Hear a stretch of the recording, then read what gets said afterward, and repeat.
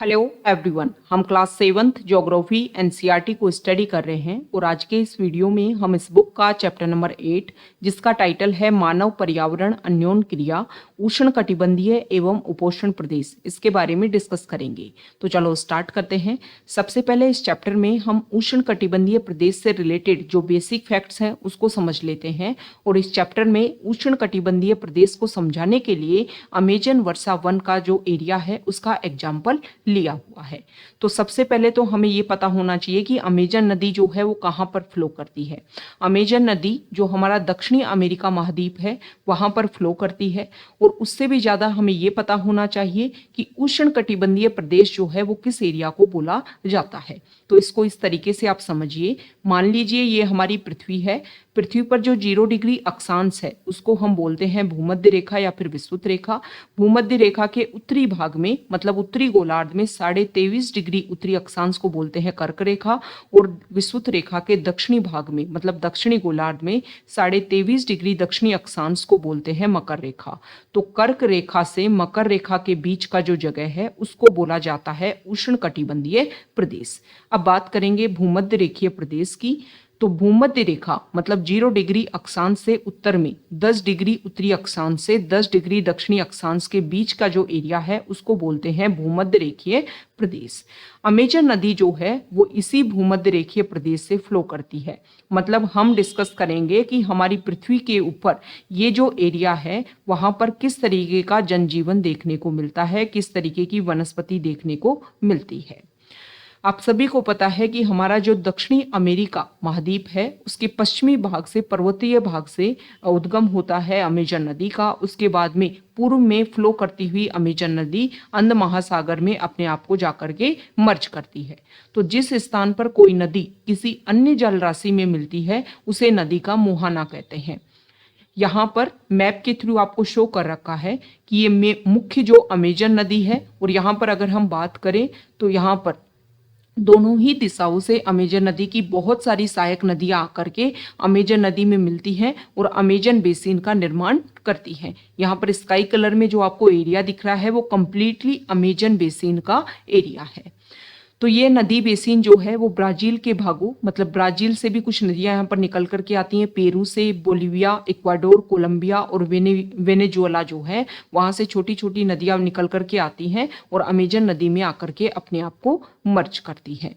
तो यहाँ पर हम बात करेंगे कि सहायक नदी, हमने एक इम्पोर्टेंट टर्म देखी। तो सहायक नदी क्या होती है?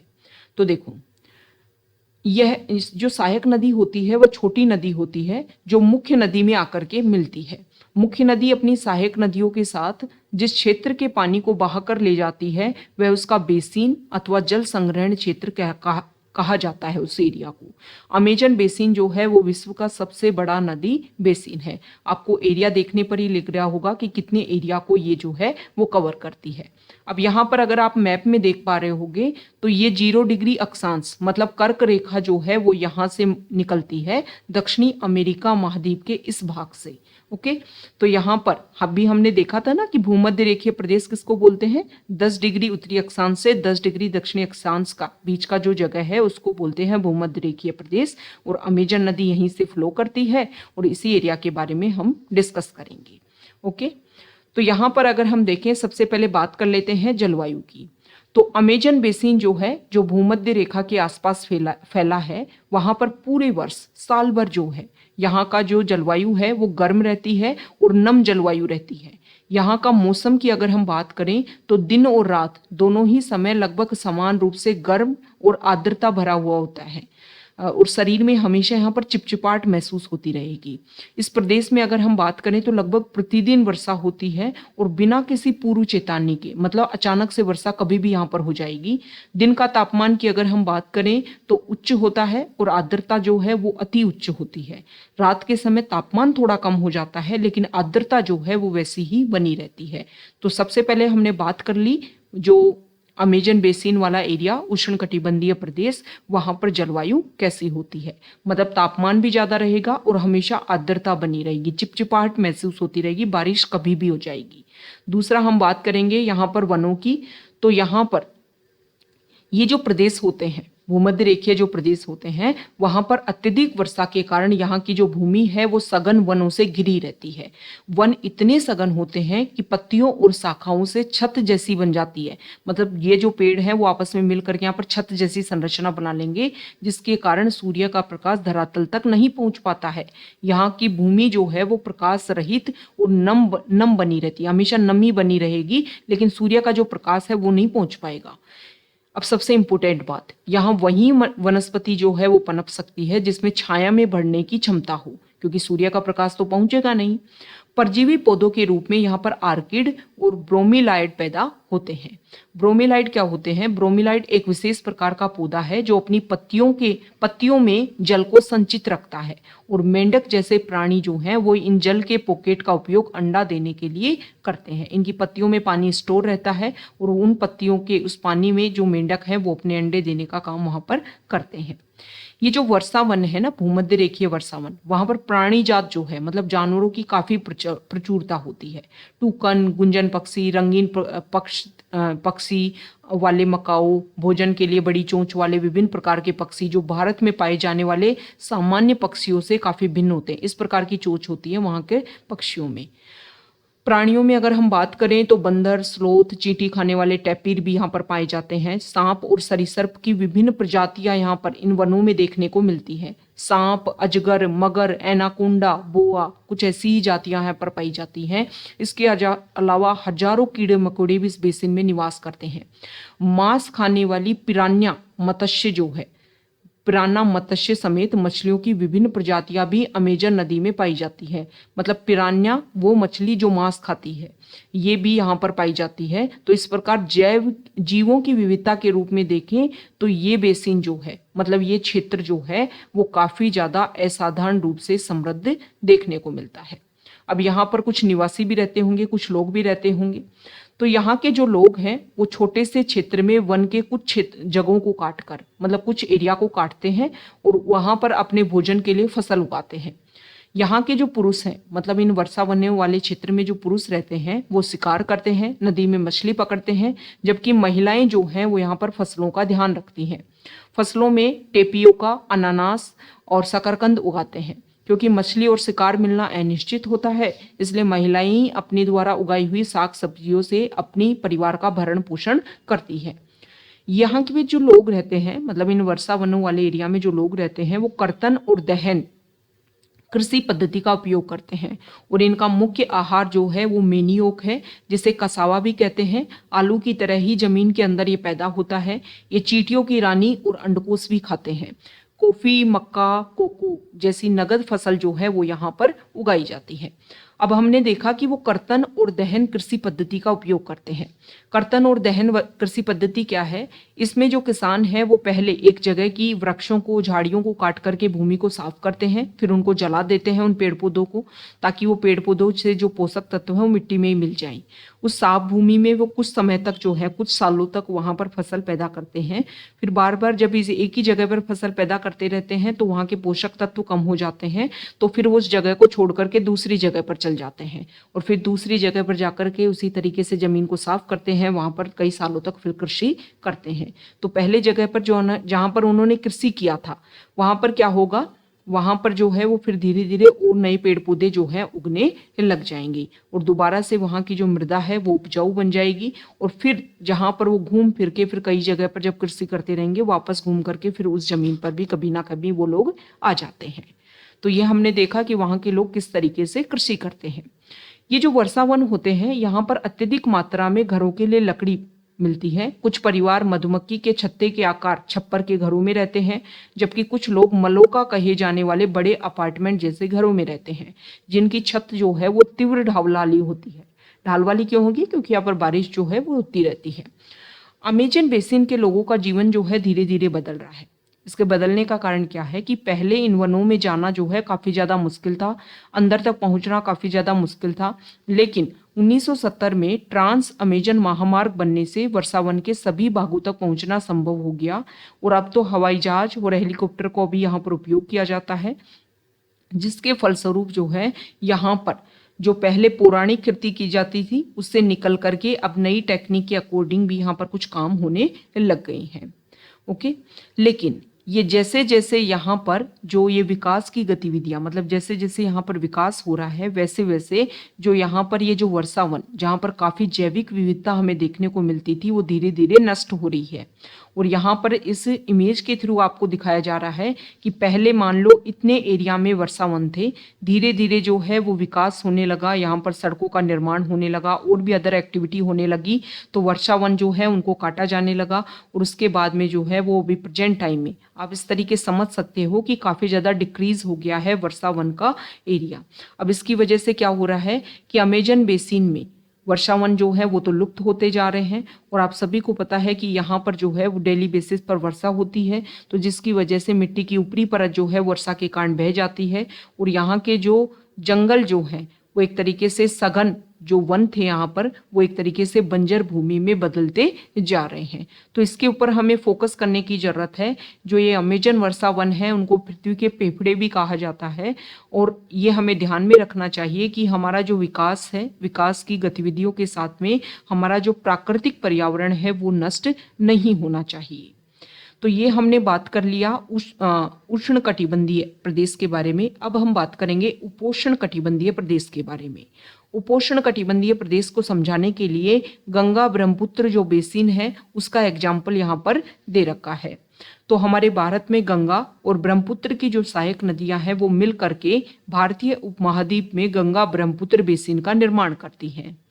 ये जो उपोष्ण कटिबंध जो है वो कहाँ से कहाँ देखने को मिलता है, तो 10 डिग्री उत्तर से 30 डिग्री उत्तर अक्षांश के मध्य स्थित है। मतलब ये गंगा ब्रह्मपुत्र जो बेसिन है ना वो यहाँ पर ये 0 डिग्री मान लो पृथ्वी के ऊपर, ये 0 डिग्री अक्षांश है और यहाँ पर 10 डिग्री तक हमने क्या देखा था, तो ये भूमध्य रेखीय प्रदेश था। 10 डिग्री उत्तरी अक्षांश से 30 डिग्री उत्तरी अक्षांश के बीच की जो जगह है उसको उपोष्ण प्रदेश के रूप में या फिर गंगा ब्रह्मपुत्र मैदान के रूप में बोला गया है और उसके बारे में हम यहाँ पर डिस्कस करेंगे।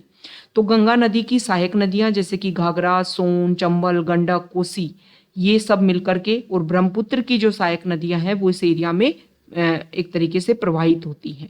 ओके।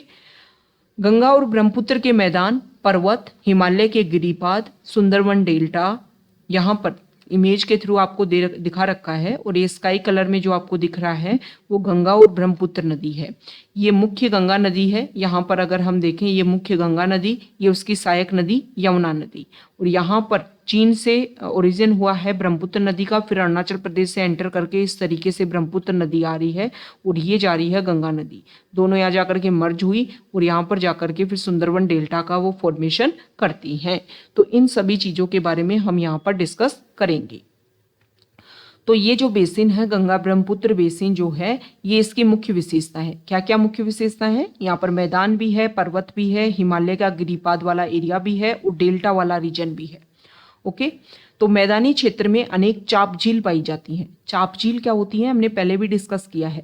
देखो नदी जो है वो मैदानी क्षेत्र में इस तरीके से फ्लो करती है, फिर समय के साथ में क्या होता है कि जो इतने घुमावदार तरीके से नदी फ्लो कर रही है फिर धीरे धीरे नदी जो है वो इस तरीके से यहाँ पर मान लो पहले इस यहाँ पर फ्लो कर रही थी, फिर धीरे धीरे इस तरीके से यहीं पर कट होने लग गई नदी और यहाँ पर यहाँ कट होने लग गई।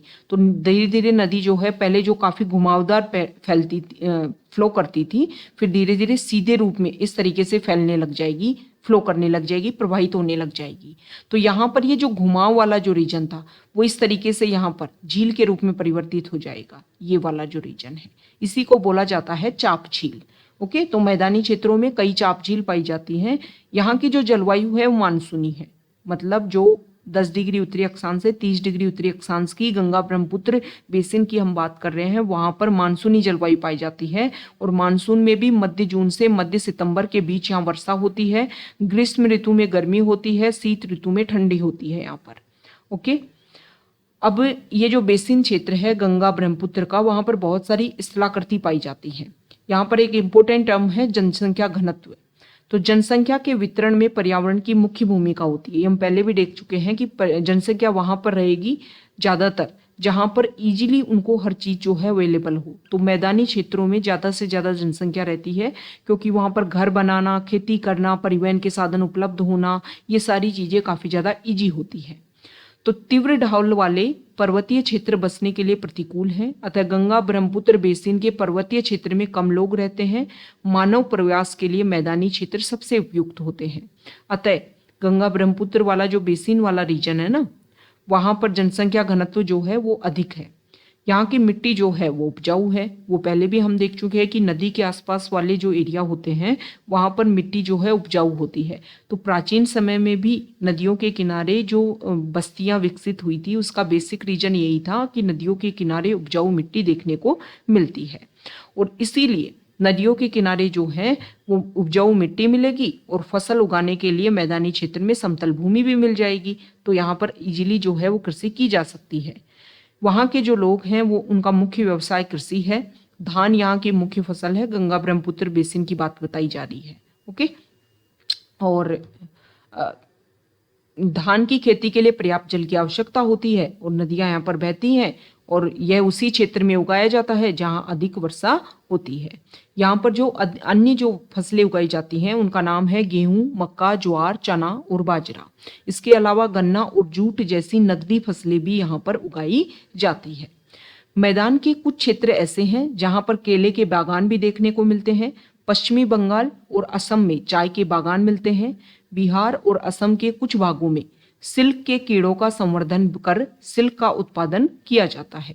इसके अलावा पर्वतों और पहाड़ियों के जो मंद ढलान है वहां पर वेदिकाओं में फसलें उगाई जाती हैं। मान लो ये पहाड़ी है तो यहाँ पर कैसे उगाया जाएगा, इस तरीके से जमीन को यहाँ पर जो है तैयार किया जाता है, वेदिका ही बना बना करके वहां पर कृषि की जाती है।